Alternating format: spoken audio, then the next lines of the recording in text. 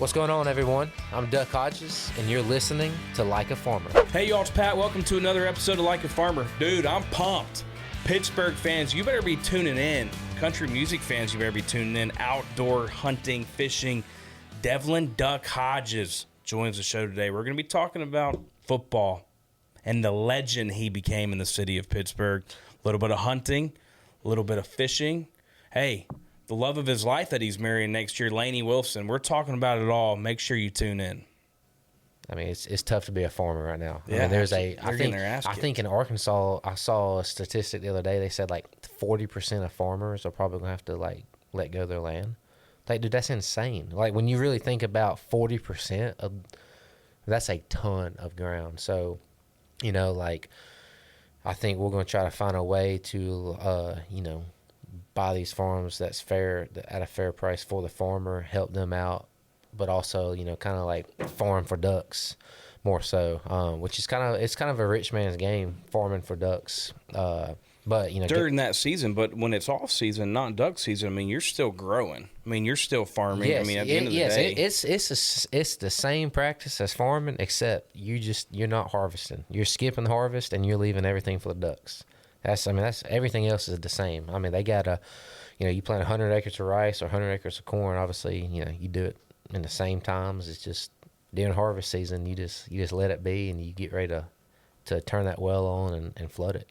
Where did the passion of duck hunting come from? Man, dude. So, like, growing up, I grew up in Alabama, and I grew up deer hunting. Like, it was family tradition on Thanksgiving Day, go to the Thanksgiving lunch, and about 2 or 3 o'clock, go to deer camp for the weekend. And then when I got to be about 9, 10 years old, a guy that worked with my dad, I call him the Coke guy because he worked for Coca-Cola, and he used to always kind of like give us like free Cokes and stuff. So he was the Coke guy, which is probably a lot of different ways you could be the Coke guy. Especially in Alabama. Yeah, oh yeah. He told my dad, like, man, y'all should try duck hunting. And like my granddad, the way he was is if he like was gonna do something, he was all in. So like we were gonna go duck hunting that next Thanksgiving and not go deer hunting. So like my granddad bought a brand new boat. They all bought waders, and like I'm 9 years old. I didn't even take a gun that time, but I remember like me, my dad, my granddad, and my brother went, us four. And I remember that specific hunt, I think we saw like 30 or 40 ducks, which we were like, oh, dude, this is great. You go deer hunting, you see one deer maybe. And I think we shot one duck. Thought it was the coolest thing ever. And we were hooked on duck hunting. I mean, hooked from just that one hunt. And then like a year later, we went to this Ducks Unlimited banquet down in Alabama. They had a goodie bag for all the kids. I got a duck call. They had a duck calling contest. And you were 13 at the time, right? No, at this point, gotcha. I'm still like 10 or 11 at this point. So they gave us that goodie bag. They had a duck calling contest, and like I had like blown a duck call, like my dad's duck calls, and like all this stuff. My granddad was like, if you want to go blow in that duck calling contest, I'll pay for your entry fee. So he paid for me, and it was like 22 kids, and I won it. I'm like 10 years old, won it. I know that the oldest you could be was 16 at that contest. And I remember beating a 16-year-old. They gave me $100. And my granddad was like, I need my 20 back. And I said, no. I said, we're good. I'm going to keep that. And then, man, I got hooked on duck calling contests just because like I'm a competitor. And, I mean, when you're 10, 11, 12 years old and you're driving around, winning $100, you think you're a millionaire. So I did that, won Alabama State a few years in the duck calling, and I think duck calling really brought a passion for the duck hunting side of it. And then like when I got to 13, that's when I won that 2009 Junior World Duck Calling Championship in Arkansas. Which is correct. I mean, what's the age range when it comes to the... So the juniors is, all the way to 13, and then you got intermediate, which is like 14 to, I think, 16 is what it is, and then 17 and up older is, the World Championship. Did you bring a duck call with you today? Dude, I totally forgot. Oh, my gosh. Dang. You're going to kill me. Oh, I may have one in my truck. I don't know. Okay. I'll go check. We'll go look after we're done. Yeah. Dadgummit, dude. I had to go meet the dirt guy this morning, so I just was running around. That's all good. I got that big deer on my mind. I'm going to go hunt this afternoon. Yeah. So yeah, that's the age groups, and so I won it when I was 13. So it was my last year in the junior worlds. The next year in the intermediates, I came in second, and like I don't say this once, but like I definitely got screwed. I should have won that one. And I've qualified for the worlds a few times, but it was like when I was playing, it was my last year in college. I couldn't go because it was football season. Then the first year I played for the Steelers, I actually qualified as well, but couldn't go because we were playing games. So I've been trying to like slowly pick up my competition duck call, because like competition duck calling is way different than like actual duck calling in the blind. Yeah. People always are like, oh dude, like ducks don't do that. Well, yeah, like that's not the point. It's kind of just like I guess I compare it to like a car show in a way. Like you just trying to show off what it can do. Like you're not doing that on your everyday duck hunt. But some of the best duck callers I know, or some of the best competition duck callers, are some of the biggest killers I know too. But then I also know some guys that can blow a duck call really well that can't kill ducks, or they don't even care to kill ducks. It's like, I don't know, it's weird. It's interesting that you mentioned the Ducks Unlimited thing. Let's just shout out DU, by the way. Shout out Ducks Unlimited. And those events that Ducks Unlimited puts on across the country, oh, dude, it's like the Super Bowl in that town. And they go to these small rural American towns and put on these events and raise a pile of money, but it's also a pile of fun too. Well, and it's cool, like Ducks Unlimited, like their logo, the duck head, like you can be driving. Like I was in New Mexico on that elk hunt a few weeks ago, and like just random place in New Mexico, like didn't even know if there's any water around us, and here comes the truck by, and it's got the DU sticker. Like that DU sticker is so iconic. It's the most iconic logo out there. Yeah, the duck head. Absolutely. And man, they've done so much for conservation and everything, and they just moved their Ducks Unlimited Expo to Memphis this past year, and do that. Like Ducks Unlimited, if you're watching, if you ever take it away from Memphis, like that's just keep it there. It was huge. It was such a good turnout. So you liked it better than in the past? Yeah, like I think they had it in like Dallas in the past. Texas, yeah, dude, Memphis is the place. Also, it's only a 3-hour drive, but yeah, it's easier for you. Yeah, but Memphis is the place. I appreciate you coming on the show today, man. This is awesome. We've been trying to work on this for a while. Thank you for having me. I'm a fan of the show, and fan of even though I'm not a farmer myself, man, I have so much respect for those guys, and I've learned so much about farming just the past like 3 or 4 years. Like Lainey's dad is a big farmer. He farms like 5,000 acres down in Louisiana, and then just kind of really getting into this real estate game. Because like when I got done playing football, that's what I became a real estate agent focused on like duck hunt properties and ag land in Arkansas. And I've learned a lot. And man, I hate to see him struggling. I know it's a rough time right now, but man, a lot of respect for those. I mean, they keep America going. There's no doubt about it. I love that. And I think the cool thing about the people that come on the show, you don't have to be a full-time farmer. You gotta you want to respect them. Yep. And some of the people that we've had on the show, they are farmers, and some of the people, they make their first paycheck, whether it's country music down here in Nashville or sports or acting or whatever, and they go buy a farm. Absolutely. Because they want to do it. I mean, it's just one of those things that bring people together. You and I have been talking offline for months now about brands coming into this lifestyle too. Whether it's Lebrack, whether it's, what Yeti's been doing, whether it's, Outlaw Light, what they're doing now. Case Knife, by the way, I got you a gift. Dude. Look. I mean, you can't beat a Case Knife. Are you kidding me? I mean, as traditional as it gets. I mean, how many Case Knives do you think your dad and granddad had? Exactly. I asked that same question. I went to my grandpa's house the other day, and he had at least 70 or 75. And all Case, too. Oh, dude, look at that. Look at that color right there. I'm saying, like... Dude, look at that.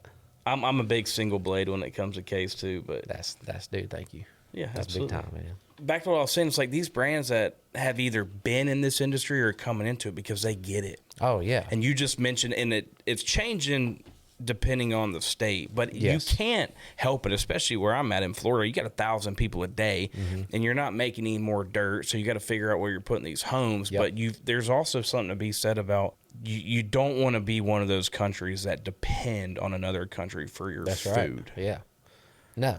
I mean, you'd be surprised the food that we send out to other countries because it's on us. I mean, we probably could starve a handful of countries if we just said, hey, actually, we're going to keep it here. And there's so much food, and like, man, I've been to I'm not going to name the distillery I've been to, but I've been to some beer distilleries, and even just like, man, the process, like what all these, alcohol companies like connect with these farmers and the process and the farming that they do specifically for, like, just alcohol. And, obviously, like, all the farming for, the food we eat, all the farming just for, the grain, the cotton that'll clothes are made. I mean, dude, there's so much, like, different types of farming that goes on. I think people are not as educated about, and I think it's really cool that y'all kind of showing everything. You've done a good job after playing football, kind of being not even a fan, but almost a face of this industry, whether it's anything outdoors, hunting, fishing, farming. Lainey, your fiance, which congrats on that. Thank you, man. Congrats. Thank you. Yes, sir. Next year, getting married. Next year. Yeah. Y'all have a date? We got three weekends that we're looking at, but to choose from. Yeah, probably like spring, early summer. Yeah. Yeah. She does such a beautiful job in the country music space, highlighting rural America, highlighting agriculture, highlighting farmers wherever they are, because that's what she is. I mean, she grew up. You can't hide country from Lainey Wilson. No, you can't. And dude, it just like when I see people like, oh, her accent's fake, I'm like, man, dude, y'all ain't never been to Baskin, Louisiana. Y'all never seen her dad farm 5,000 acres, corn and soybeans and stuff like that, which is funny. Her dad, so we just got back from New York because she played at Madison Square Garden. And like before the show, me, her mom, and her dad went to go eat.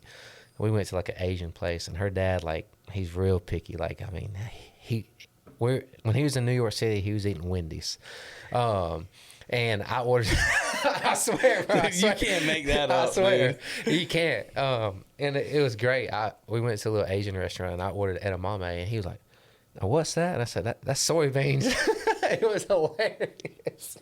I was like, that's what you farm, Mr. Braun. I said, you want to try them? He's like, no, I'm good. What was the place? Because I got to shout it out. NoCo. I went there last night. Dude, by yourself? Nah, me and Lainey went. Oh, okay. Because I know Lainey's out now, but we went there before a bus call. And I would not be surprised though on how you talk about it that you just roll up there solo, and everybody knows I've you. Done it before. Yeah, absolutely. I've definitely been there solo. Place is so good. So good. One of the many things I love about you, I'm gonna say a quote, which was probably the first time that we played golf, and it was hilarious, but it just shows how humble of a guy you are.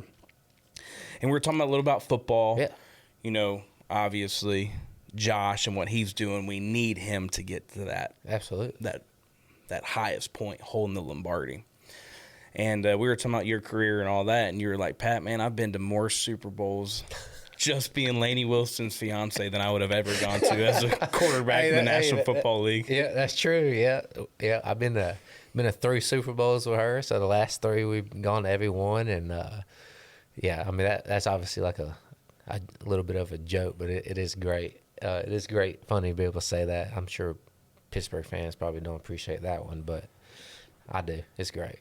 Everybody that I've talked to from that area, or at least a fan of that team, dude, you won that fan base over. Man, it is kind of crazy. Like I ain't one to like brag or anything, but it is wild to see. Like I think I could run for mayor of Pittsburgh and win. I think you got Big Ben as the favorite quarterback, and then I think I'm like right there. I really do think so. And man, I love Pittsburgh.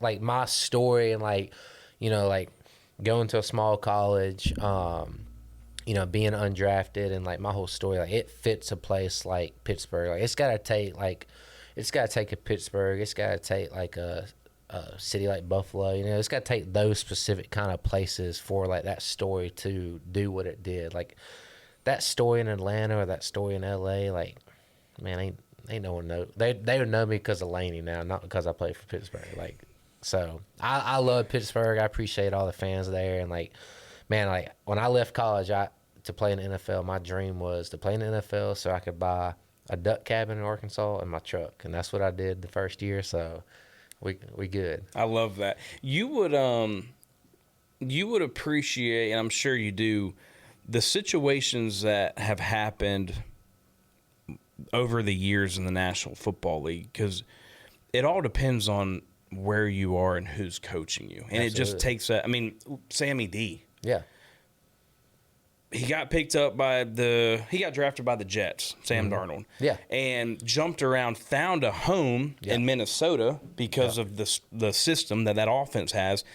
I mean, did well. Now he's with Seattle, balling out. Yeah. How about Baker in Tampa Bay? Daniel Jones. Yeah, dude. Like, don't you think it really just depends on the situation? I mean, and sometimes it kind of hurts being the number one pick. 100%. I mean, like, I was talking to someone just the other day, and I was using, like, some players that I played with, for example, like Juju. Like, he went to the Chiefs. He's won, I think, 2 Super Bowls at Chiefs, and, like, he plays an important role. You look at James Conner, running back, went to the Cardinals, and he's been, like, a Pro Bowl every year. And then, yeah, it 100% is just, like, a situation where you're at. Like, Baker, dude, I'm, like, some of my favorite quarterbacks in the league is Josh, which, Josh, if you ever watch this, man, all that stuff they said about was it PFF? Is that who it is? Like, dude, like, they had, like, when I was playing, like, the week we played Josh and them. Oh, yeah, you got to tell this. Bro.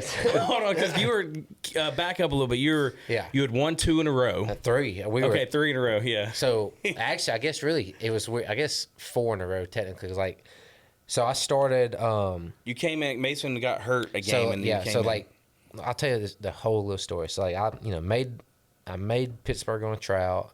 They cut me the first week, brought me back. The second week is when Big Ben gets hurt. So the third week, like, I'm the backup quarterback, and I'm like, man, gosh, heck yeah, like, I'm back. I'm about to be the backup for the year.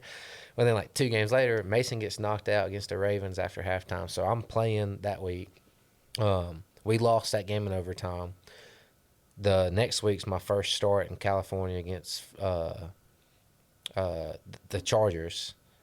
Phillip Rivers, Alabama boy. So I was like, man, this is cool, dude. I'm playing like another Alabama guy. We win that game, get a bye week. I go hunting in Canada. So it was like the greatest 10 days of my life. Starting NFL, going to shoot ducks in Canada.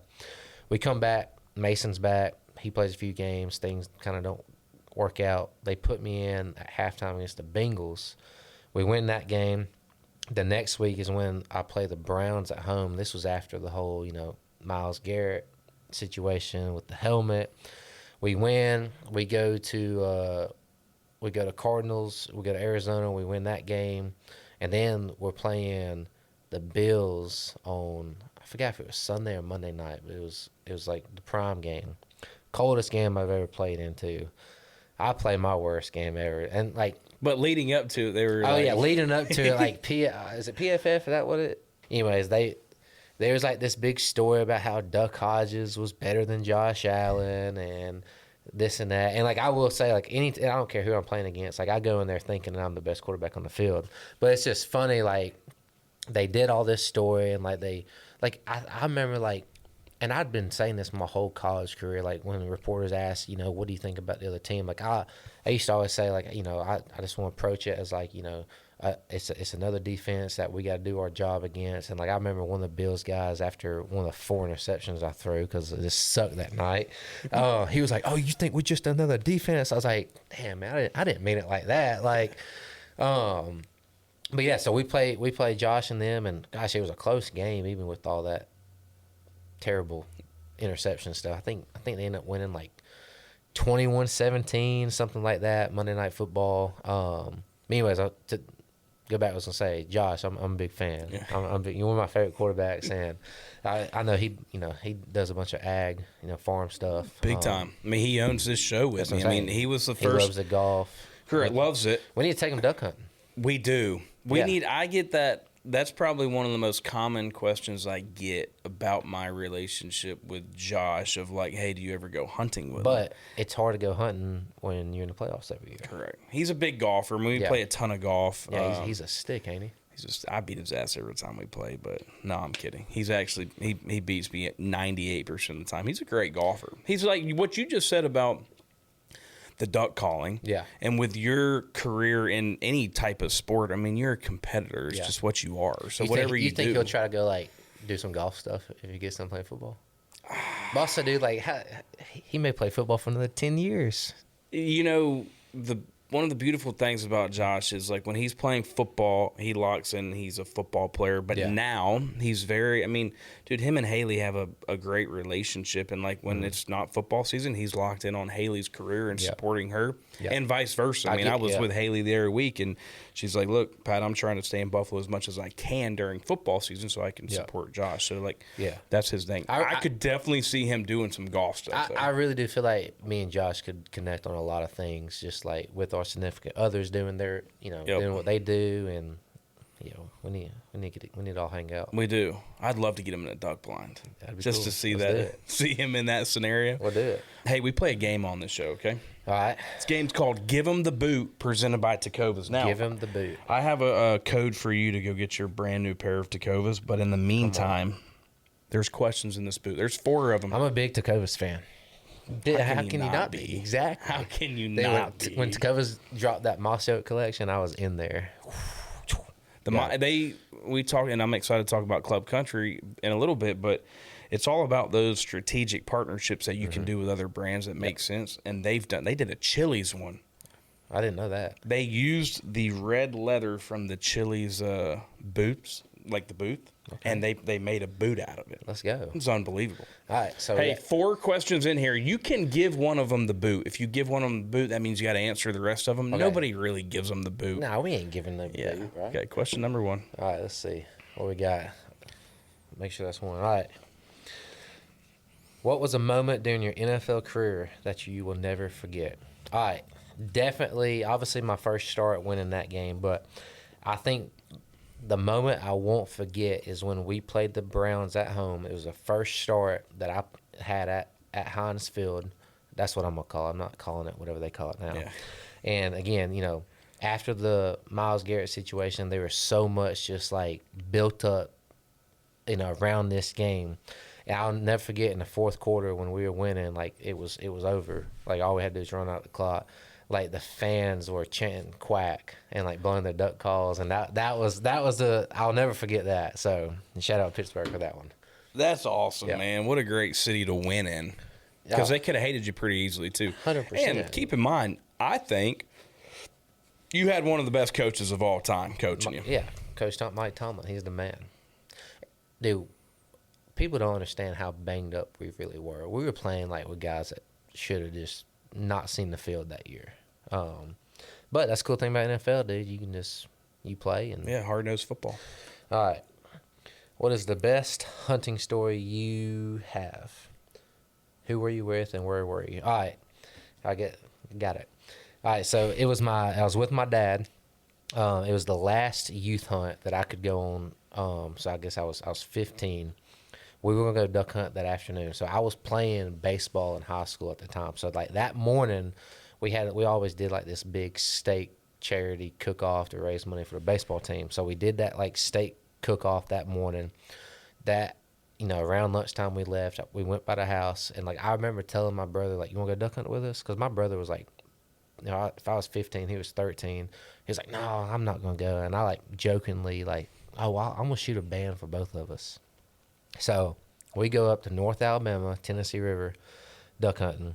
Just me and my dad. We walk in like 2 miles to get to the spot we want to go to because I want to go to a specific spot. It's like a little timber hole surrounded by corn. Anyways, I remember shooting 3 mallards, so I got 1 mallard left to kill for my limit. And, like, there's these 2 black ducks that started flying around. And, like, a black duck is very... for people to know, it's kind of like uncommon to kill in this part of the world. Anyways, this one black duck just kind of like dipped in the hole enough, and I remember I shoot left-handed. I remember just going boom, boom, boom, and like hit him. And he kind of was gliding. I was like, gosh, dang it, I'm gonna have to chase him. So I start kind of running, and when I get to where I see him, he's like belly up, and I go up and I pick him up. He's got a band on it. And I'm like, oh, I'm freaking out. Like, I'd shot a band before, but, like, I was like, man, this is pretty cool. I'm picking up another band because bands are pretty, uncommon. And I'm walking back. My dad, I'm like, it's banded. And I drop it. He's like, no, it's double banded. It had a double banded black duck, $100 reward band. Shot my last mallard. We got out of there. I remember on the walk back, like, because when I shot the last mallard, there's still, like, 20 minutes of daylight left. We're walking back to the truck, and deer are running across, and we get the truck, and I FaceTime my brother. I was like, I told you I shot a banner for you. So that is awesome. That's probably one of my favorite hunting stories for sure. Yeah. It's a great one. Yeah. How many bands have you killed to date? Just 4. Yeah. Sorry, 5. 4 duck and 1 goose. But I don't put the goose band on my lanyard. I don't like shooting them greasy things. No, I'm with you. All right, let's see. What are your top 3 Lainey Wilson songs? Oh, that's easy. In no order, but they're gonna be the 3 that's about me. Counting Chickens, 4x4 by You. Nah, 4x4 by You is I mean, this is tough. I mean, it's hard for me to say because like there's so many songs that like are unreleased that are coming that like I like, but you know, ones that are released, 4x4, Watermelon Moonshine, and then I'm a big fan of Wildflowers, Wild Horses. It gets me pumped. I would have listened to that before a game if I was still playing. Wow, that's a hot take right there. Oh yeah, it's. What was your go-to song before you played? Man, I would honestly always listen to country music, and then like right before we would go on, I would always play "Put On" by Young Jeezy. Jam. All right, what was your and Lainey's first date? All right, our first date. She's actually got a song about it. It's called "Yesterday, All Day, Every Day." It kind of tells a story. Our first date, I came to Nashville, picked her up. We went to go eat dinner at this restaurant called Moby Dickey's. It's up in Hendersonville on the water. Great hang. And then we went to this bar that shut down about a month after we went on a first date, and you'll see why here in a second. You paid $5 a person. It was all you can drink beer, all you can drink wine, and line dancing. That's all it was. So we went there on a first date, and it was me, her, and then I think like 10 of her friends, and we might have shut down that place ourselves. I don't know. I mean, because I remember we went there from our first date till they shut down. We probably went there 4 or 5 times, and every time it was $5. All you can drink beer, all you can drink wine. Line dancing. You can't beat that. And you can't just. I mean, if you get free beer, you're not just drinking 5. You're drinking about 15, 20. Yeah. So that was our first date here in Nashville at Moby Dickey's, and then that place. Gosh, what was that place called? Oh, it's called Silverados. Still open? No, it shut down. Oh, okay. It shut down a month after our first date. That math ain't They're math. probably not making much money with the free beer because I mean there was a lot of people in there drinking free beer and free wine. Was it one of those moments like when you met Lainey that you knew like, hey, I'm gonna marry that girl? Yeah, I really did. Like I remember like pulling into her driveway, and like it was at night, and it was in February, so it was cold, and there was like deer in the front yard. I was like hell yeah. But I mean when she opened the door, I remember being like, I think this is it. So it was definitely, we had that moment. Dude, that's awesome. And then the internet just shuts down when you propose to her. Yeah, with something with the. You know, I mean, when we first started dating, that was like, I mean, in this February that'd be 5 years. And you know, the first like 2 years we just kind of kept it on the DL. And then like, you know, we finally, I guess, went public or whatever you want to call it. That sounds lame, but that's what happened. We went public, and then when I proposed to her, I guess it was a pretty big deal. Dude, it's funny now because y'all are the old school relationship, because these days you just go online and most of the time it's just bullshit. You don't know who's dating who, and some people just like make up stuff. Oh, I mean, I feel like we can go on social media right now and Riley Green's dating somebody, this person, that he's person. Dating this artist or that artist or you know, that girl from his hometown. But it's crazy how much social media has just changed over the last few years of like, dude, just people in your business, man. It's insane, man. Like social media, like is very good for business, but social media is also probably the worst thing that's happened to us. I'm with you, and I think it's a love-hate relationship. For sure. Yeah, because it could be used as a tool. 100%. Really good one. And the interesting thing about you, which I love, and I think there's something to be said, we talk a lot about adversity on this show. It's like you, on the football side, I mean, there was no free ticket. It's not like you came out. I mean, when you went to college, I mean, did you have any offers, or how did that even look? Yeah, like when I was coming out of high school, I had a bunch of like, Sun Belt, like Arkansas State, Middle Tennessee, Southern Miss, like those schools. I didn't have any SEC schools. I think I had like 18 offers, and Samford was probably like the smallest offer I had. But like, I kind of looked at it as like, okay, I can go to because like I kind of did research on like FCS and FBS, and I was like, okay, I can go to FCS D1 school, still play one or two big games a year against like because we played Florida State, Mississippi State, Georgia, and Louisville. Like Lamar Jackson's first start in college was against us. Who won that game? They did. I didn't play that game. That's why. But like I literally was like, all right, I can go to a small FBS school like like a Middle Tennessee and never have a chance to play for a national championship, or I can go play at an FCS school. Like, hey, we make the playoffs. Here we go. I mean, like then you start looking at like NFL and like some of the guys, like most of the guys in the NFL, man, they're coming from like small schools and like. It's a great point. I mean, I don't know. I couldn't imagine where I'd be if I went somewhere else. Do I wish I was around in the NIL? Maybe so. Dude, especially now. I mean, dude. We were talking about Ducks Unlimited earlier. I mean, hey, DU. Bro, I mean, my college coach, like, because, like, I guess NIL's been around for, what, 4 years now? 5 years? I remember asking my college coach this past summer, I said, what do you think a team would have paid me? He said, dude, easily anywhere from 1.5 to $2 million a year. I'm just like, that's tough. That's all right. Hey, do you have any more years? No, left? We're done. Okay. That's all right. But then going back to it, it's like it's not. I mean, you had to just go show up one day. Yep. I'm assuming when it came to the Pittsburgh deal. Yeah, I mean, so how that happens after college, like I became the all-time passing record in FCS. I broke Steve McNair's record. Still have it today? Still have it today. Oh, wow. Man, honestly, probably with the way college football is now and so many transfers, may have that one forever. Won the Heisman of FCS, which is the Walter Payton Award. So, like, when I got out of college, like, entering, like, I had teams talking to me, like, I thought that maybe there's a chance, like, it was, like, I mean, a 7th round kind of pick. But, man, it turned out, like, I didn't even have a team sign me as a free agent. I had the New York Giants and the Pittsburgh Steelers call me, invite me to the rookie minicamp. The Giants was the week before Pittsburgh. So, it was the same year that Giants drafted Daniel Jones. So, I knew the Giants probably weren't going to keep another quarterback, but I went to get that experience for Pittsburgh.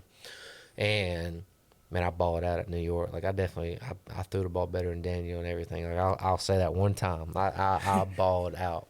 And when I went to Pittsburgh, I think this is what won me over in Pittsburgh. And man, what I'm about to say, it's definitely it was a cocky moment for sure. But I went to Pittsburgh, and I remember them asking me, like, how was Daniel Jones? And I said, well, I don't think he's $30 million better than I am. And I think right there, they're like, dude, we're signing this guy. And I balled out at Pittsburgh, and that's when I made a team, just off a tryout. How was it playing with Big Ben? Dude. I mean, because that dude's legend. Dude, me and Big Ben are still boys, man. We talk about hunting, and it was great because, like, man, like, I was a guy that small school that made a team off a tryout. Like, I think Ben respected me just because I wasn't trying to, like, be anyone I wasn't. Man, I was there. I was thankful to be there.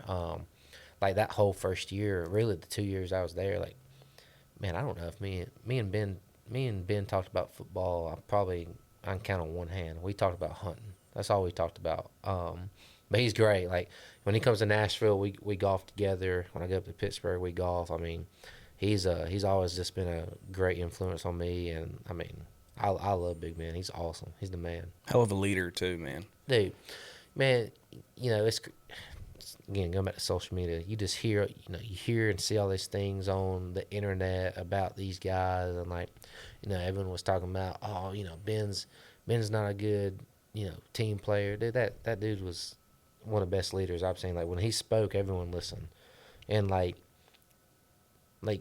yeah, he's been in the league, what, at the time, 18 years. So, like, man, he didn't have to get there at 4 in the morning like he used to. He knows exactly what everyone's doing. Like, he's just playing the game now. Like, he's having fun.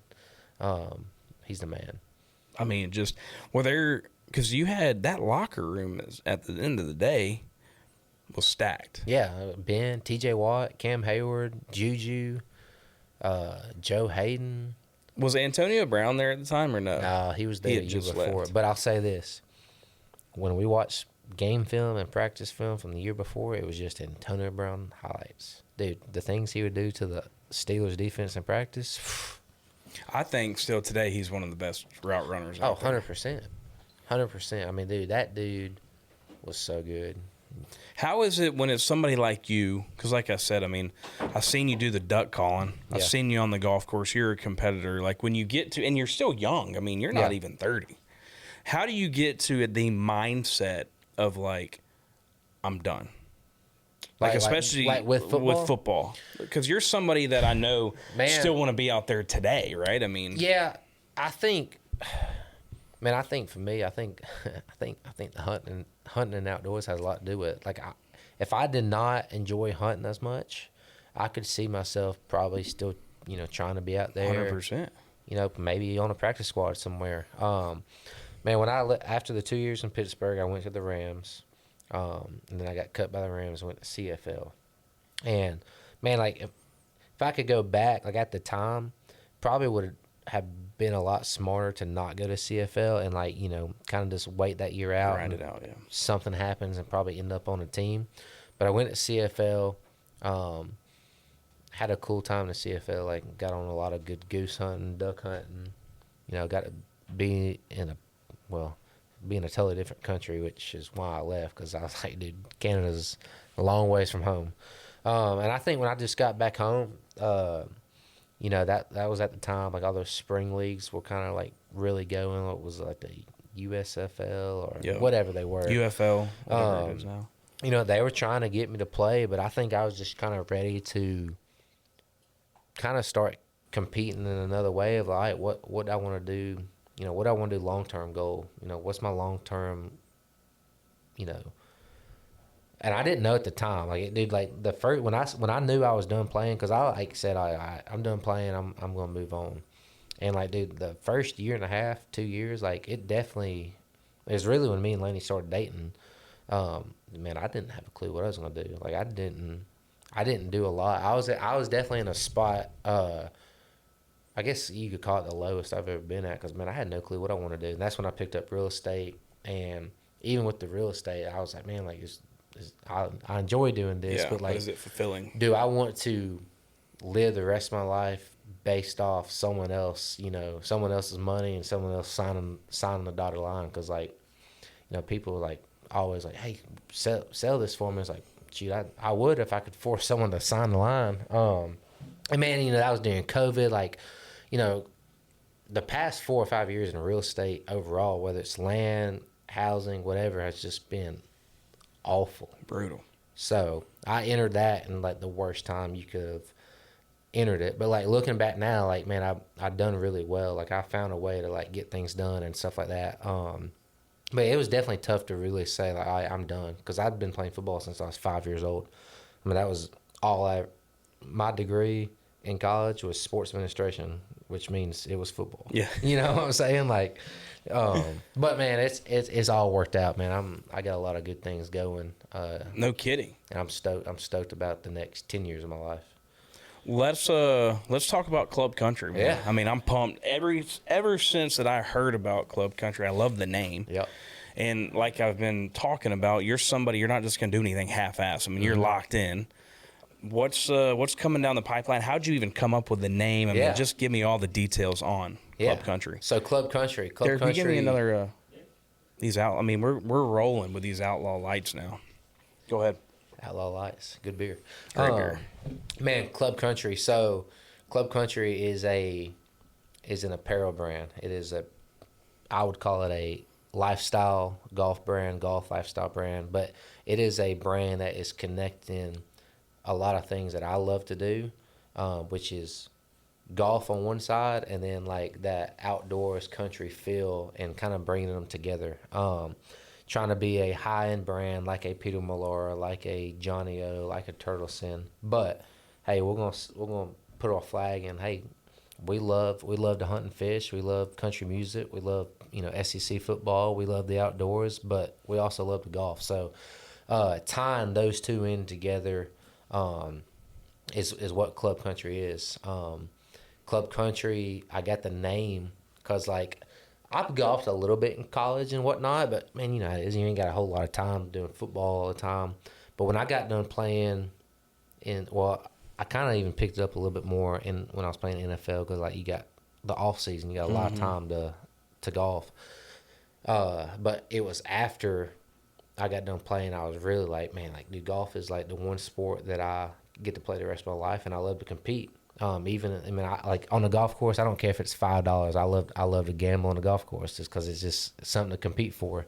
And I would go to all these golf courses around Nashville with my buddies, and like every time I showed up, they'd be like, "Oh man, this ain't your typical country club." And I'm like, "All right, well, what is this?" Like thinking to myself, and then I started realizing, okay, man, all my buddies here, like I'm meeting all these people that love hunting, love the outdoors, that are golfing when it's not hunting season. And then like I think of like a golf course like Troubadour or like even like Old Hickory, like man, these are like club countries. And then I was like, oh my gosh, club country, because I've always wanted to start my own apparel brand, but I didn't want to do hunting because I got so many friends in the hunting industry that I think are crushing it. I didn't want to do just like a name on T-shirts and whatnot. So like when I thought of this, I was like, hey, it's a lifestyle brand. Here's a lifestyle brand that is who I am. Like I've been part of club country my whole life and just didn't even really know club country was a thing. Here's a way to tie in everything I love to do into one, do cool collabs with people.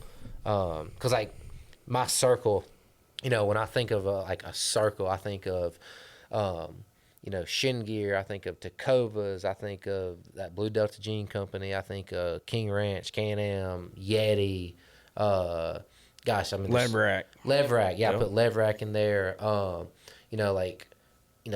put Luke Case in there, I put Sitka Gear in there, all these like high-end brands that kind of, basically, if you're wearing Shin Gear, you're either buying TECOVAS or Luke Cases. If you're wearing Shin Gear or Sitka, you're probably driving a Can-Am. You know what I'm saying? You probably got a Leverack in the garage. You got a Leverack, yes. I mean, dude, Leverack just sent Shin Gear one. It's awesome, which we're still working on getting mine. I've been putting it off, waiting on my shop to get done. So like I had like this whole circle, turtle box is in there. Can't forget those. Yeah.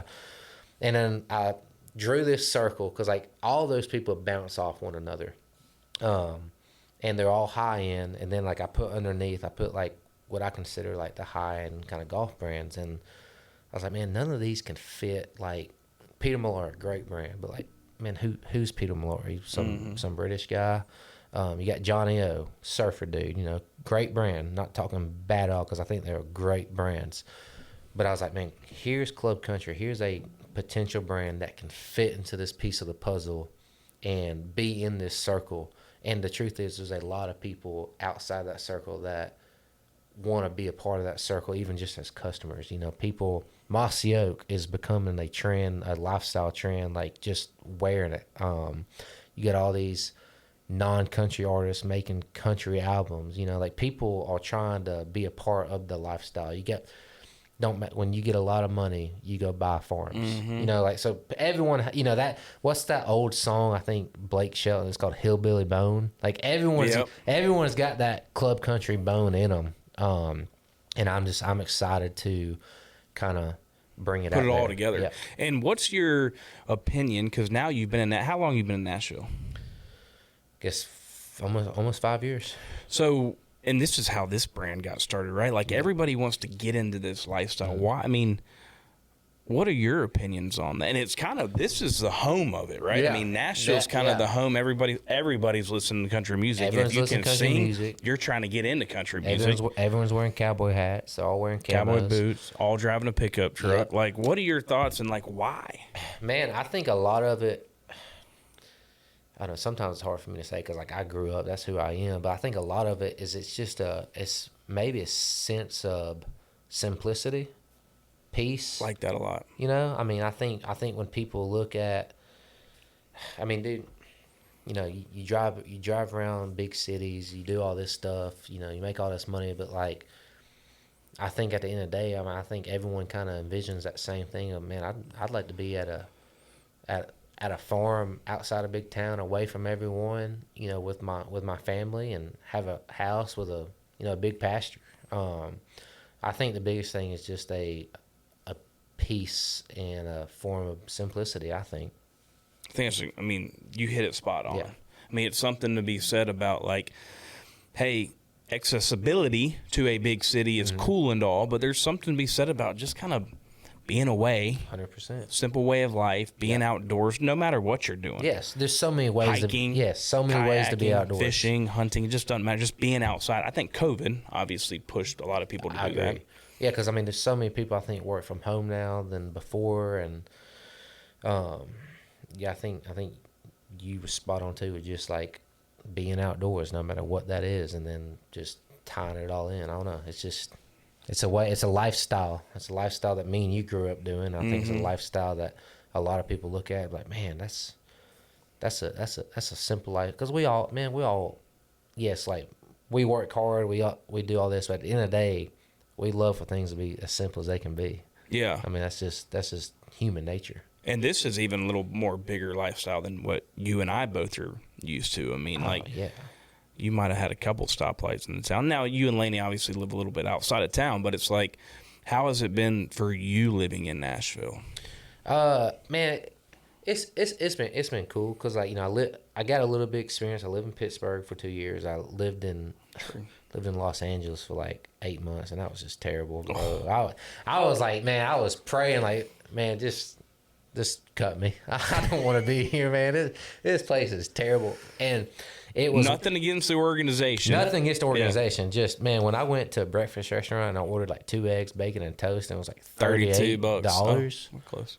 I was like, what are we doing? Like, I need this to be like $7, and there needs to be an old guy smoking a cig, drinking coffee at the table beside me. Cash only.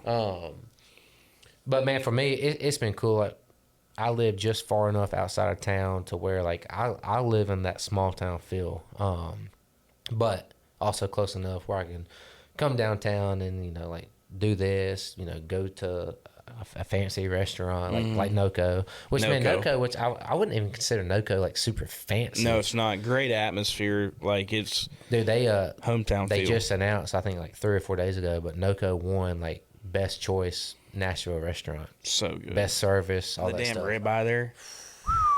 The grilled cheese. The grilled cheese. The man. tuna. Are you kidding me? I could go on and on. You could. I asked Doug for a menu, like, hey, forgot we had, what do we have, 8 of us or whatever, and Doug sent me 20 items. I think it's everything on the damn list, but yeah, so good. Unbelievable. You've been able to get to do some cool stuff too, being here. I mean, obviously being with Lainey, like, what has been some cool stuff that you've gotten to do, whether it's on the road or whatever? I mean, I live vicariously through your social media. You were kicking field goals at LSU a couple weeks ago. Yeah, you know, obviously going to Super Bowl 3 times. Let's see, some cool things I've gotten to do. Gosh. You're with, hell, I don't know, maybe it was Lainey at Bridgestone there tonight. Like, Lane Kiffin was in town. Yeah, so like Lainey played Bridgestone the other day, and, you know, Theo Vaughn and Lane Kiffin came to the show, and I remember asking Lane, I was like, y'all don't play Vanity? He's like, no, we're off this week. I was like, okay, got you. But that, you know, like I've been able to see some cool places, you know, like go to LSU facility, like Lainey played in Baton Rouge, and like me and Ernest went over to LSU facility and threw the football and kicked field goals, and man, I've, you know, gotten to tour a lot of cool venues and, like, you know, other beer companies that I've gotten to tour. Yeah. You know, I've been to a ton of states that I didn't think I'd go to this early on in life. Man, met a lot of cool people, you know, meeting all these, you know, celebrities, famous people, man. It's so cool to see that most of them are just like us, like laid back, just want to not, you know, they don't want to be bothered. They just want to be laid back, go hunt and fish and do their thing. But it has been cool. I played golf with I played golf last year with Justin Thomas, and that was pretty cool. Yeah, I can't beat just that. watching him like he hit a ball, he stick the ball 10 feet from the pin and be like, oh, he was like, dang it, that's a miss. I'm like, what are we, a miss? I'll trade. Yeah. But man, it's been cool. I've been super blessed to do a lot of cool stuff over the last 4 or 5 years of my life.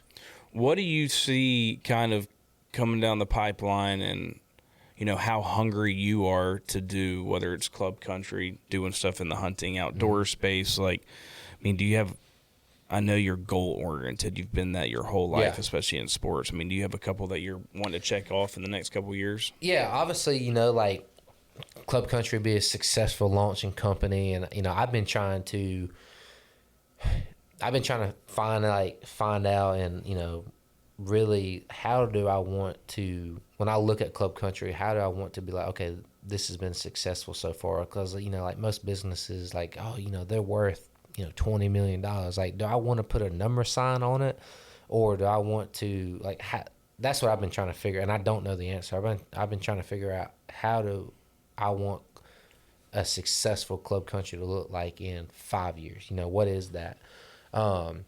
So, like, yeah, having a successful launch in the first few years of club country, me and a couple of buddies are working on, like, really diving into, like, YouTube as far as, like, hunting and whatnot, because YouTube is just blown up. It's crazy. So many people got hunting channels. So, like, I think that me and my buddies, like, just kind of figuring out how do we want to do a hunting channel and, like, be different, because I think we have the opportunity to not show people, like, the right way to do it. There's 1,000 ways to skin a cat, but, like, just to show people that are, especially when I talk about this, I talk about duck hunting, because, like, man, duck hunting has just exploded with new people coming in, and, like, there's so many young kids that, their dad may not duck hunt, so, like, they don't have anyone, like, to teach them. So, like, just trying to be, like, a positive influence on the duck hunting community, because, like, duck hunting is drama, dude. It is full of drama, man. There's every day people bitching about something. You'll see videos of people fighting in a duck hole, racing boats, and, like, I'll be the first one to say I have not always been the best about it, but, like, man, like, I know that a lot of people are shooting ducks just for the kill pick. Mm-hmm. So, man, just trying to, like, put some respect back into, like, what you harvest, the game itself, like the chase that goes on. And, man, now I just enjoy so much on, like, duck habitat development and stuff, and conservation. So the farming aspect of it. Yeah. So, man, you love duck hunting. I used to always say that I was a duck hunter playing football. I wasn't a football player that duck hunted. Where duck came from? Duck came from freshman year of college. Okay. Like, my coach, like, it kind of came from the duck calling and loving duck hunting. He just started calling me Duck one day, and it just stuck. And at the time, I was like, dude, I'm a quarterback called Duck. That's terrible. But it's worked out. Dude, I mean, are you kidding me? It's who I am. There's one photo that I remember of a fan sitting in Pittsburgh, and they were wearing, like, duck hats. Yeah, like, duck hats everything. And all of that. They had to ban duck calls at the stadium because it was like, so many people brought duck calls to the Cardinals game in Arizona. It was insane. And, like, people, like, blowing their duck calls, and they sound terrible. But, I was like, let's go. Dude, that is awesome, man. Good for you. So, yeah, that, and, man, I think my ultimate goal is to just own a badass duck farm one day. You know what I'm saying? And you come hunt with us. I love that. So I need a damn hoodie that just says duck on it. You have any duck merch? Man, I don't. Just like duck with a period. I did make some Duck Hodges hunting club hats, but I don't have any more. But that's the old school. Yeah, I'll see if I'll get something whipped up for you for sure. Just something. I just want duck on. Just duck. Yeah. When we do it like backwards, like, is that the trend thing? Backwards, upside down. Oh yeah, duck? the backwards, upside down. Yeah, hat. Dude, I'm proud of you, man. Man, thank you. Yeah, dude, it's fun. I'm excited. So. There's something to be said about you building something for yourself, because let's just put it out there. I mean, everybody knows it's like you're marrying Lainey Wilson. Yeah. Lainey's got her thing. Yeah. You played football in the National Football League, and now you're locked in on being a good, supportive, caring husband first, and that's Lainey can say it herself, but it's a 365-day job that she's in for the most part. Yes. Even when she's not on tour, I mean, she's still getting after it. But you are still hungry to do your own thing, and I respect the hell out of that. I mean, that's awesome. It, no doubt, man. I've enjoyed this, like, starting a business and, like, learning. Like, it I'm trying not to jump the gun, but, like, it makes me want to, like, okay, like, what other businesses can I start? You know what I mean? So, you're not somebody that's just going to sit at the house or, sit on a tour bus or sit backstage. Yeah. It's like, I play the National Football League, but I'm 29 years old. Yeah. And you're starting to see everything around it, especially being here in Nashville. I played 2 years. I didn't sign the $40 million contract. For sure, yeah. Like, it's still time to go. I mean, you're Absolutely. Still young, ready to rock. And, I mean, we've got some exciting stuff coming down the pipeline, whether it's at Augusta. Mm-hmm. I'm excited. By the way, Club Country coming out February 3rd. Yep. Doing a big party at Waste Management in Phoenix, which is going to be awesome. We're going to launch the website then, so everybody it'll be able to buy then. Able to get it. But you're starting to see this world changing of like, okay, everybody wants to come into to my element, which we love. Love it. But if somebody is going to be a pioneer in highlighting it, it's going to be us. Absolutely. Because, and you said this word earlier, authentic is something that if you're going to be in it, and you're going to highlight it, you got to be authentic. Yeah, 100%. The people that are in it, who cares if they are or not? They just want to enjoy it. That's fine. There's people listening to country music in L.A., New York City. Lainey Wilson just sold out Madison Square Garden, for God's sake. Exactly. So that's cool, but if you're going to be a pioneer for it, you got to be authentic. 100%. So stoked about some of the things that we may have in the works. Oh, yeah. Even just, together. We've got some cool stuff coming down the pipeline. I'm just excited you came on the show finally. Man, I appreciate you having me, man. I'm a fan of the show, and I can't wait to see who all you have on the show as it goes. I appreciate it. We got the 100th episode coming up. Really? 100th? Which, so how many years did it take you to get 100 episodes? Well, the first 6 months we were doing like kind of one a month. And then we started doing one a week beginning of 2024. So you're one a week. Yeah. Hard. I mean, we're getting after it. So December 10th, which is That's a Thursday. Oh, that's a Wednesday. December 10th is our 100th episode. That's when duck season opens back up in Arkansas after the split. Well, look at that. 100th episode and after the split, duck season opened back up. So that's a perfect way to go celebrate. Maybe we're in a blind. We got to do some duck hunt this year or something. 100%. Yeah, I mean, that's something we got to do. You got good connections. I got good connections. We need to go somewhere. Yeah, we're going to go somewhere cool. Yeah. Dude, I love you. I really do, man. I appreciate it, man. I love you too, Glad man. to call you a friend, and we got some cool stuff coming down the pipeline.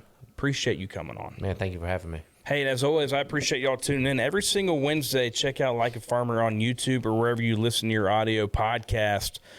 Remember, like, comment, subscribe, share, do whatever you got to do. Send to your friends.